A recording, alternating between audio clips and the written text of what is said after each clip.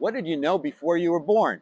This is Robert Manni, host of Guys TV, and this week my special guest is Christian Sundberg. We're going to talk about his pre-life memories. It all starts right here, right now on Guys TV. You can also catch me on KCAA Radio here in Southern California and Guys Radio, my worldwide podcast, and now on UK Health Radio all weekend long. Guys TV, Guys Radio, thanks for your support. Okay, Guys Radio, it's our interview portion of the show. We've got a very special return guest. He's a real guys guy, and he's here to help the world, believe it or not, and he's doing a great job of it. I got to tell you, I really enjoy talking to him. I love his work. His name is Christian Sundberg.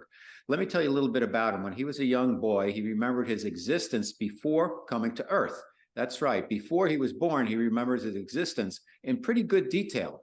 While that memory left him completely until his early adult life, it spontaneously returned about a dozen or so years ago when he started meditating and went through a personal awakening journey. He also began to have out-of-body experiences, and now he often speaks publicly as he seeks to remind everybody, or at least in a small part, about who we are beneath the human play that we are involved in each and every day. Professionally, Christian has worked for 16 years plus as a project manager for a complex nuclear pump and valve manufacturing project. So he's just another guy's guy. He's out there, he's doing the work, and he's got a message that's coming through him. And I'm so glad to be sharing that again. The name of his book is called A Walk in the Physical, which succinctly describes the larger spiritual context in which we exist and importance of love in our human journey. So welcome back to Guys Radio, Christian Sundberg. Good to see you. Good to see you too, sir. Thank you so much. Well, we're going to plan to have like an organic discussion today based on our collective experience here on Earth. I think it would be helpful, though, to begin by providing some context for your story. At the beginning of your book, A Walk in the Physical, you describe being inspired by a great being of light who had experienced human incarnations. This being also had some information about the benefits of experiencing painful experiences in this and many lifetimes as part of our spiritual growth. You expressed interest in this journey that you're on right now and recalled one painful death and other lifetimes leading to your current incarnation. So writing this book to help people expand their consciousness kind of the bigger picture seems to be your journey.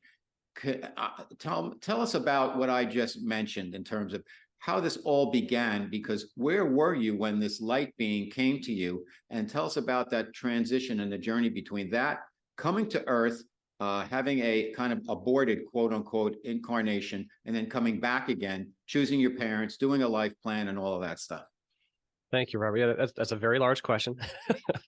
First, let me just disclaim that, okay, so we're going to use words because that's what we have on Earth. But our higher nature, our true nature, fully transcends the context of Earth and all the forms and symbols that we have to use here. You know, our language is based on the limitations of Earth, like linear time, a discrete location, you know, these things that we take for granted.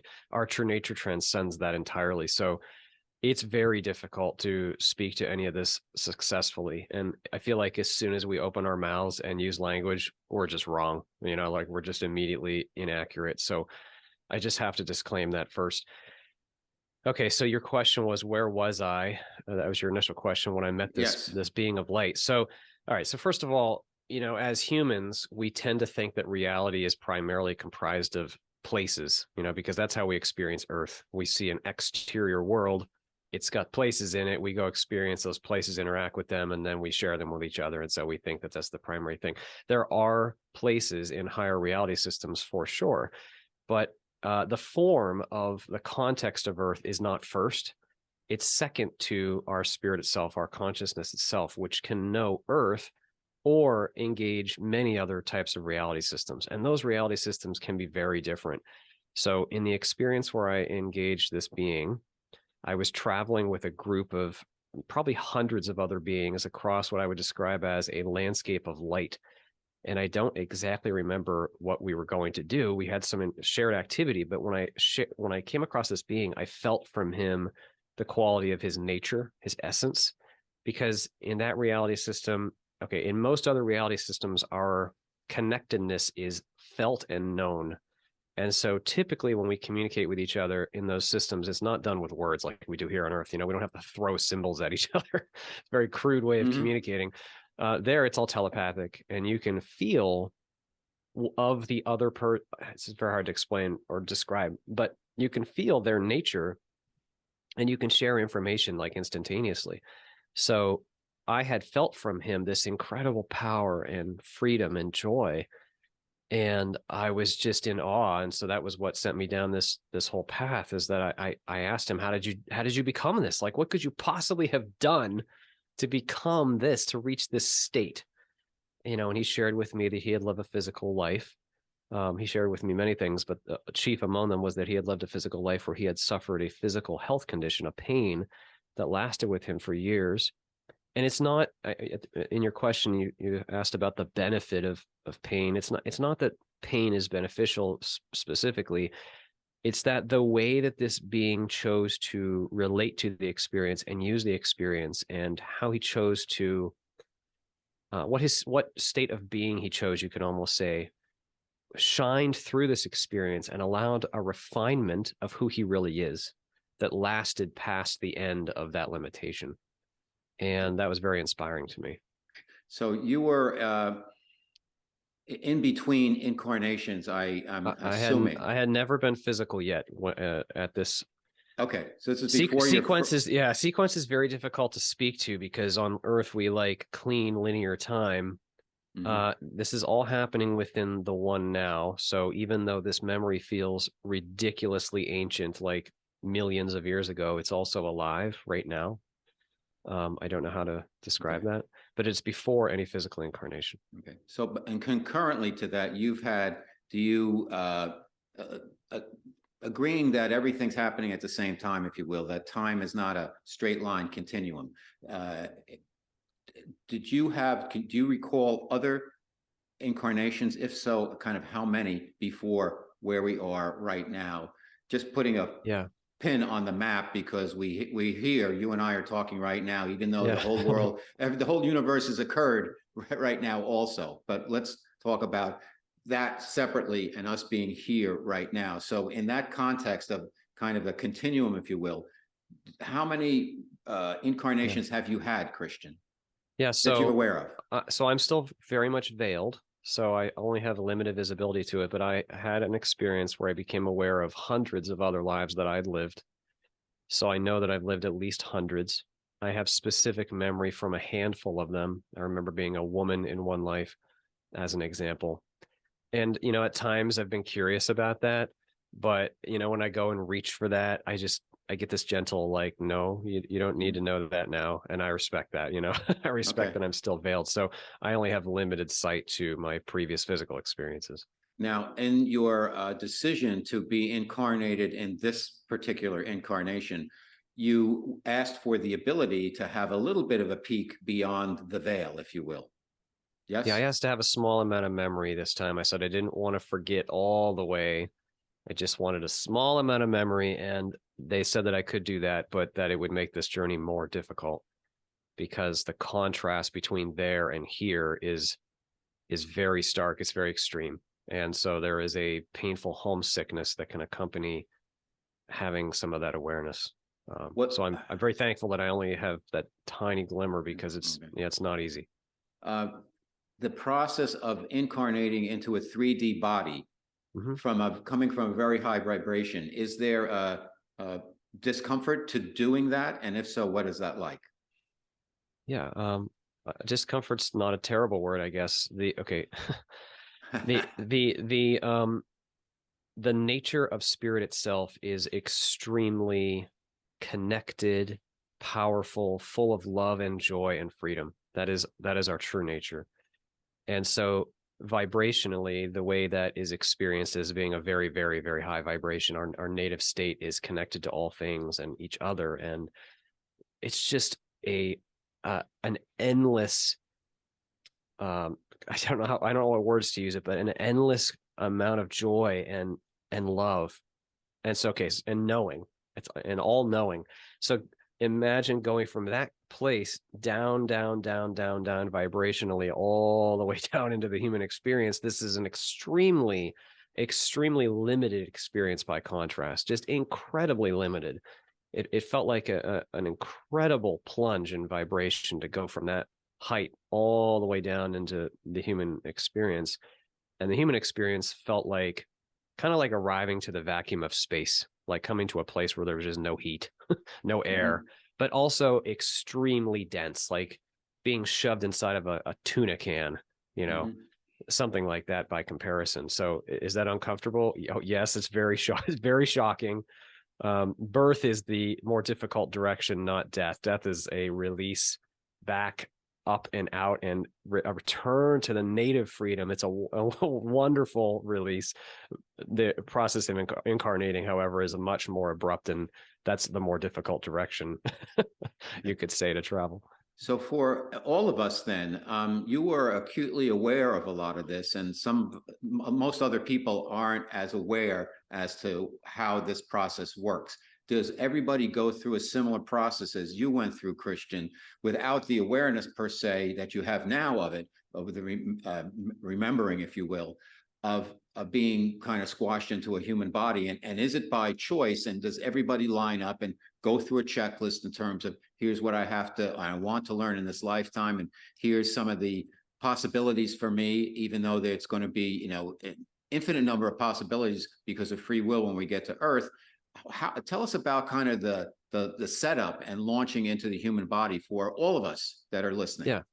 Okay, so first of all, just a quick comment on your use of the words "into a human body." That of course, it feels like we're in a human body, but actually, it's more accurate to say that the human body is occurring within your consciousness, your spirit already. That's an important distinction because we get very convinced in the context, but the body is just it's sensations and thoughts, it's feelings occurring within the body of your awareness. And that body of awareness is the same body of awareness that you were before the physical and that you will be after. So that's just a subtle comment, but I think it's worth mentioning. So I can't speak for what anybody else has experienced, you know, in their incarnative process. I don't know for anybody else, but I do feel that it is, you know, something that we all experience, that we all choose to come. The spirit itself is sovereign, you could say. There is no greater authority. It's a drop in the ocean, the ocean of all that is, the ocean of source. So there is no greater authority than it. So the only way that we can be apparently bound, we're not actually bound, but apparently bound into the physical experience, is to surrender ourselves into it, to surrender ourselves to a veiling process. You know, and we do that for the purposes that the physical experience offers, which can be unique for each person. Each individual's choice may be unique. So I can't speak to anybody else, but I do feel strongly that we do all choose, at least at the deepest level, we all choose. And we do see the value of it, even though there is extreme limitation involved with accepting the human experience. It's a no joke. It's like extreme sports or something. You know, not everybody's going to sign up for extreme sports, but anyone who's listening today in the physical has signed up for extreme sports. Okay. My special guest on Guys Radio, the author of A Walk in the Physical, Understanding the Human Experience Within the Larger Spiritual Context, Christian Sundberg. So glad you're here, Christian. So for the benefit of our listeners and for myself, because I'm learning as we go also, you were given some choices. I mentioned pain earlier, and I said there was a benefit, and I probably misspoke there, but it seems like we have to overcome or work through pain and also work through fear when we get to this side as part of our ascension process. Please help me articulate that better. Yeah, sure. So fear is the key thing to focus on. Pain is just a result. Pain is one of the many. So, you know, we suffer because of the meaning we apply to our lives because of fear. Fear is the root issue, but it's not a fundamental substance or something. And I'm not just talking about the emotion of being afraid. I'm talking about our root tendency to reject reality and to try to protect ourselves at the expense of others. And I mean, we all know the feeling of fear and all the things that fear can mean. And it's, you know, I'm speaking of all of that when I mentioned fear, but fear is just another word for yet unevolvedness. It just means we've engaged a context that we have not yet fully integrated. So I'll give a very simple example that I mentioned in the book, because I know this sounds like perhaps overly simple, but I do think it's a great metaphor. When my father in this life was a little boy, he was afraid of closets. At night, he would lay in his bed and he would look at his closet and he would imagine all the monsters in the closet. And it bothered him every night for weeks on end. And eventually he was so sick of being afraid, he got up out of his bed and charged over to the closet, pushed his way through the clothes to the back of the wall and sat down in the closet floor. And he waited for the monsters to eat him. And then no monsters ate him. So today, my father is no longer afraid of closets. Now, I use that as a simple metaphor because the thing is, there was nothing to be afraid of. There were no monsters. And similarly in our lives, I know there's a difference in scope. There's so much rigor available in the human experience. But when we push our way through the closet and actually go face our actual experience, our fear, when we actually feel what we feel and engage our reality fully and with openness and without rejection, but with full feeling, full presence, it may feel at the moment like the monsters in the closet are going to devour us. But eventually that fear, it vanishes because there was nothing ultimately to be afraid of. So while we come into the physical to face fear, it's not that there's just this thing called fear that we have to overcome. It's that we have to yet to integrate a certain level of contrast, a certain level of context. And the human experience just is an opportunity for a very rigorous and potentially challenging level of context and contrast. That's the primary thing. And it's kind of like maybe another metaphor is if you lay down on a weight bench, and you begin to lift weight. Why would you ever lay down on a weight bench and push 50 pounds over you? Like, why would you do that? Why would you put yourself under that stress? Well, it allows you to become stronger. You're using the counter pressure of the weights so that you can grow in a way.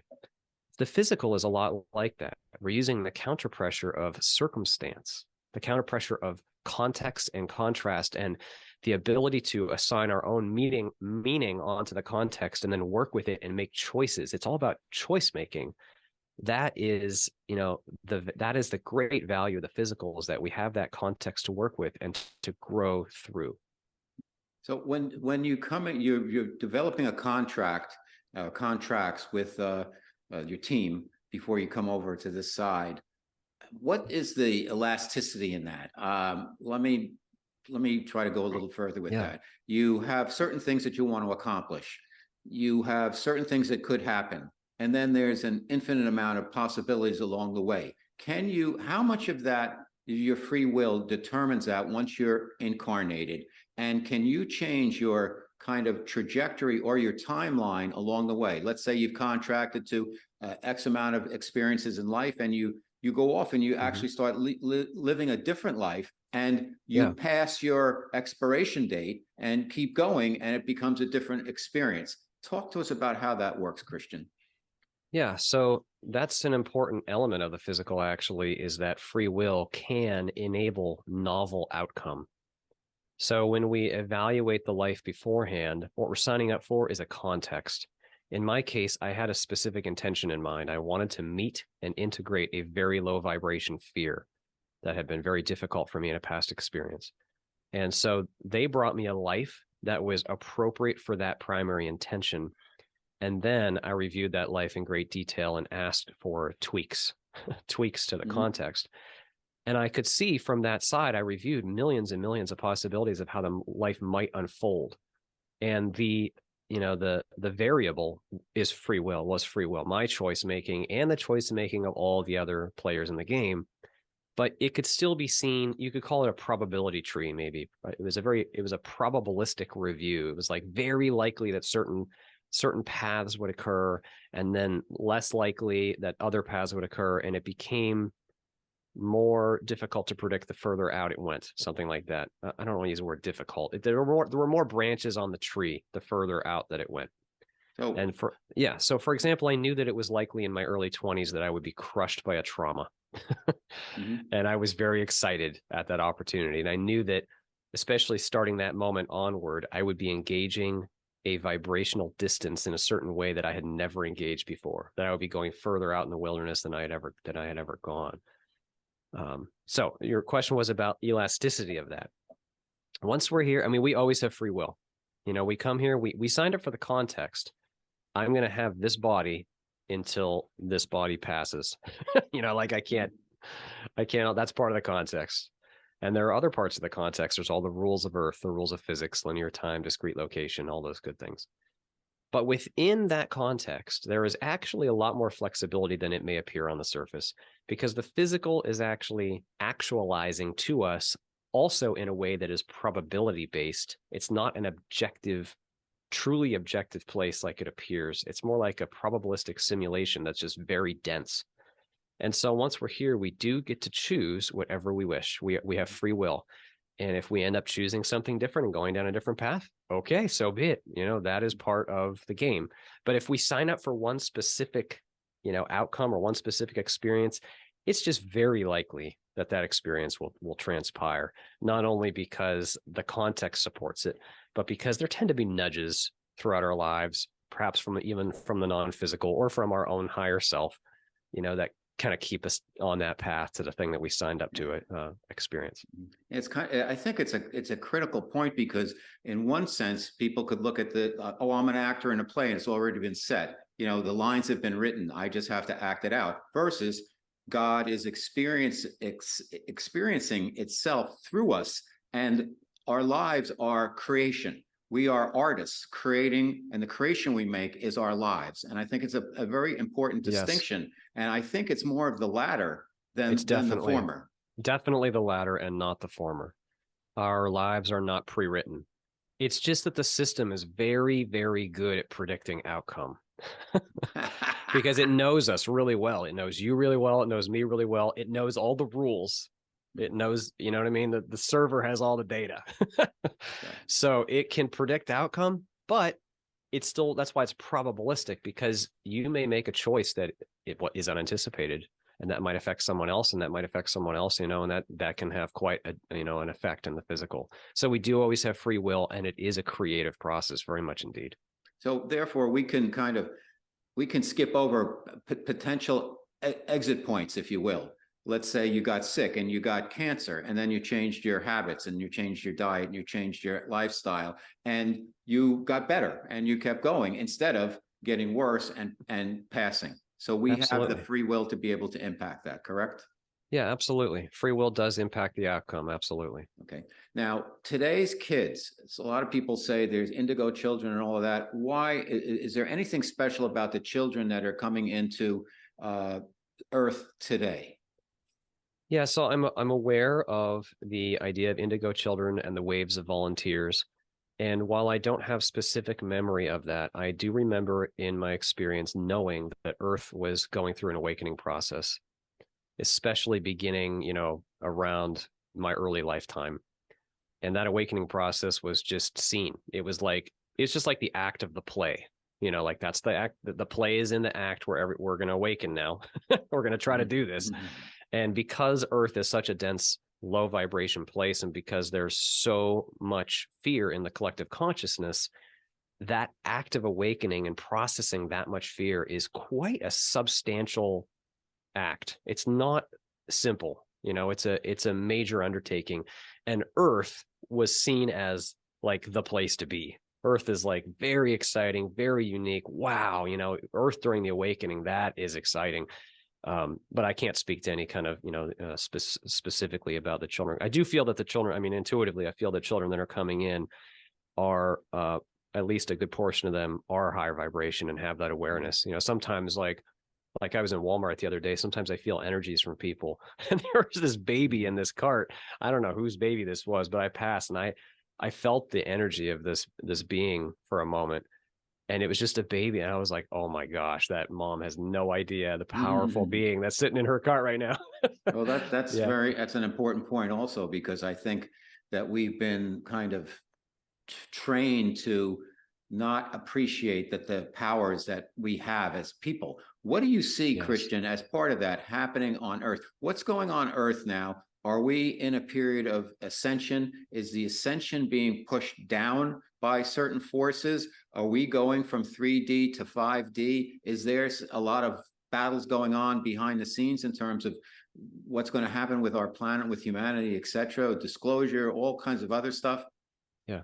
Yeah. So I like I said, I do know that the human race is going through an awakening, and that is a part of what we call the ascension process. It just means that we as individuals and as a collective and as a planet are evolving, and we are attempting an evolutionary process in a relatively short amount of time. I mean, like one human lifetime is a very short amount of time. So, even if it's a few hundred years or something, that's a very short amount of time to try to process the breadth of vibrational content that we're talking about here. Are there dark forces trying to keep it down? I don't know of that. I generally am pretty sensitive to duality sounding stories, because as humans, we see a world of conflict and we see a world of enemies. And so we're very quick to take conflict and enemies and then apply those stories into the higher context. Oh, now the whole human experience is a big conflict, or, there's great powers trying to keep the human race down. I don't know. I have no knowledge of that myself, but I do know that the human race is awakening. And if I had to point at one challenger, it would be our own fear. And each and every one of us is a part of that. It's our own fear. It's not like the fear of the person down the street or the politician you see on the news. It's your fear, how you relate with your life and interact with those around you. That's the playing field. And we are each far more powerful in that than it may appear on the surface. Mm-hmm. Okay, my very special guest, Christian Sundberg. We're talking about life before life, if you will, and life now, and all that encompasses. Since you had a light being kind of communicate with you before you incarnated, what resources do we have as humans, consciousness working in the human form, if you will, in terms of angels, higher self, soul family, etc.? Yeah. Okay. So I'm not quick to draw distinctions between the different buckets, guides or physical friends that we know that are helping us non-physically, or our higher selves. There are distinctions, of course, but what's important to know is that the help that is there for us is substantial. In fact, I feel that the number of non-physical friends involved is even higher than the number of players in the game. Like there's however many billion of us now on Earth. There's more than that involved from the non-physical that are attempting to assist and participate in a way that is, what's the word I'm looking for? That upholds the veracity of the simulation and maintains free will. And we all have guides. I feel we each have guides that are personal and dedicated to us. And we also have guides that come and visit us during periods of life where we may be engaging a certain kind of vibration, a certain perspective or challenge that is difficult for us, but maybe a guide is very adept at that specific kind of vibration. They may temporarily come and visit us and nudge in some way.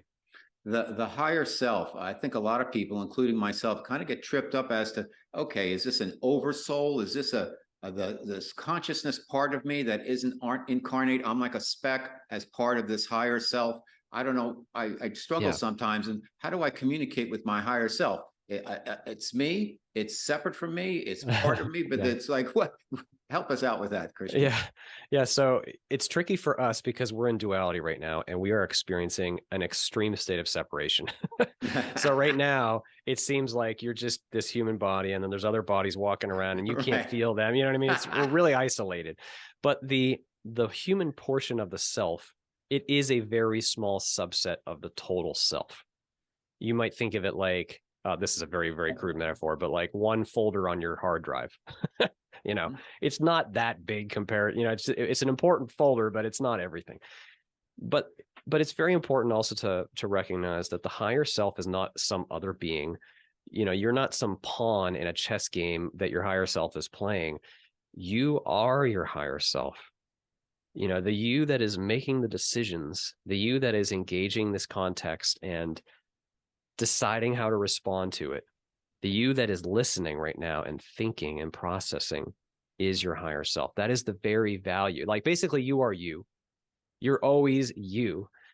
But when the constraints of the human experience are released, you discover that that you is much more than the limited human subset that you thought was so you. I mean, that's the nature of the veiling that we experience here, is it's, it's meant to allow us to so deeply immerse into the perspective of the human character and its limitations. But that's all just kind of like a big illusion. It's actually just, you're still the larger you, even as you operate through the human character. Mm-hmm. How does karma work, Christian? Is there a true balance there? I did this, now I have to do that to make up for it, or can we just keep moving as long as we learn? Yeah. So karma, I feel, is an idea that's often misinterpreted on Earth as judgment or a great justice system.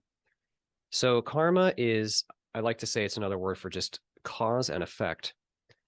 Okay, so you have at the foundation of all things the unconditional love of being, of source. And that unconditional love is also full of incredible wisdom. Okay, so within that's the substrate. That's always true. No matter what you do, no matter what choices you make, no matter how terrible you are, unconditional love is offered. It's always there for us. It is the nature of being itself. Okay, but then subsequent to that, as we enter realities of manifest form, we are only, as a soul, so good, in air quotes, at engaging a given form in a way that our true nature, our true loving nature, can shine through that form. We're only so evolved at engaging a certain form. So karma is just a word that helps us describe the very natural cause and effect. We could even say the divine laws of cause and effect that help us, facilitate us to meet our own imperfection and to grow and heal past through it. So it's not that you have to do something. It's just that when you get to the other side and you see who you are, what it is you see who you actually are. Like, it's one thing to be not engaged in the game and to say, oh, I'm a very kind person. It's another thing to actually come down here when someone flicks you off on the street and you've had a rough day. Do you get angry in return? And then if you do get angry, maybe you make a gesture back and it makes their day worse. And later in your life review, you might look back and I'm a very kind person, but then you see, no, you actually did that action. You are the person who did that action. And it's like that with all the actions of our lives, not even the actions, even our thoughts and our intentions. Everything is, you could say, balanced. There's a perfect cause and effect balance within it all. And it basically is just meant to facilitate us to be able to see who we are and to grow through who we really are. So like this fear that I'm here to process in this life, I had a past experience where that fear overtook me and I was an egoic monster. I caused a lot of damage to other people. And from the other side, I could see, oh man, I have a lot of fear. I got to do something about this. It wasn't that there was some great authority, saying now that you screwed up, you're going to have to do this thing. No, I could see who I am. And my goodness, I have a lot of fear. And I love everyone else in the game that I hurt. So I choose then to re-engage and in this life to go through a trauma in my 20s so that I could experience great pain and then that great fear again. So I have a chance. And it is a chance. It's a beautiful chance to not only re-experience it, but to integrate it and overcome it and heal it. That's what karma ultimately is about. It's about choosing to have the opportunity to heal and integrate something that needs healing or integration. Another aspect of that, another key word is ego. How does ego play in this big cosmic soup, if you will, that we're going through? Yeah, ego is just a product of fear. They are quite synonymous. If there is ego taking place, it means there is a fear down there. And you may notice, if you just pay attention to your own behavior and you notice when you feel angry or you feel your own ego rise up and you want to justify yourself in some way. Oh, well, I'm not wrong because look, I did, you will find if you honestly look, you will find a fear down there. It might be a very scary fear. It might be a fear that's so obvious you haven't looked at it your whole life. Whatever. But that ego rises up because it's just a part of us that's trying to fix the problem. See, now that we are in this experience of separation, the separation prompts a potentially huge amount of fear. And because so much fear is prompted, oh, now we got to fix, now I'm separate and I don't have any power. How can I get power again? Oh, I'll just believe this thing. That'll make me feel better. Like, or oh, look, I feel valuable now because look, I'm in this important group and that person is in that inferior group. Now that I've set up this belief inside myself, now I feel better. It's just a game. It's an illusion. It's not true. It's not true satisfaction, but it's just what we do inside ourselves, almost as an unconscious reaction to fear. Okay, Christian. So you got a little bit of a peek beyond the veil, and you came into this incarnation, if you will, aware of that you were going to have that experience. How's it going for you based on what you had kind of signed up for and where you are now? I bit off a large piece of the sandwich. I knew it would be difficult, and it has been very difficult, but I feel that I am integrating experience that is valuable for me to integrate, and that is meaningful. I'll just put it that way. But you're beyond your personal experience, coming into this world, knowing what you knew coming in and seeing the dysfunction and the collective misbeliefs, if you will. Has that been difficult for you to deal with? Like, I can't believe what a mess this place is when it has so much potential. Yeah. Do you mean from the human perspective, seeing the mess now that I'm here, or do you mean in the pre-birth experience? No, here, now that you're here. Yeah. I mean, yes, there are certainly moments that I feel daunted, because I mean, the world is quite largely asleep right now. It's just that most people are not really aware of what we are, and our society reflects a whole lot of layers of fear patterns and ego patterns. Mm-hmm. All the us versus them thinking, all the distractions. It's kind of a huge fear orgy or something. And I do wish for more for mankind, but we are growing. It's definitely not a situation of hopelessness. A lot of people are quick to point at the world and say, oh, see how terrible it is. No, I don't see that. I see a play with many very brave beings who are undertaking a very challenging constraints set and doing their best to grow through it. Mm-hmm. No, that's a great point. Something we should all keep in mind. What is the best advice you can give our audience out there in terms of how to deal with the reality that we're living in, and the collective beliefs and kind of dysfunction that you've seen, and that a lot of us who are waking up are experiencing? Because there seems to be, in my opinion, a bifurcation in terms of some people are going to the left and some are going to the right. And I don't mean politically. I mean, some people are asleep and they have chosen and are choosing on a regular basis to stay asleep. And there are other people are saying they're waking up, and they're waking up faster and faster. And I don't know how those two, is it going to be different timelines? If it's a dimensional thing. What's your advice for people who are trying to follow a good path and really ascend and do the right thing when you have such a dysfunctional place that we're playing in? Yeah. So I would comment that I don't think we should start the approach to this, or the idea, with the idea that we're in a dysfunctional place. Even that is putting a meaning onto it. The only thing that we have, and I know this is much bigger than it sounds, but it actually helps us cope. The only thing we have to deal with is our own lives, and our own lives means our own relationship to this moment.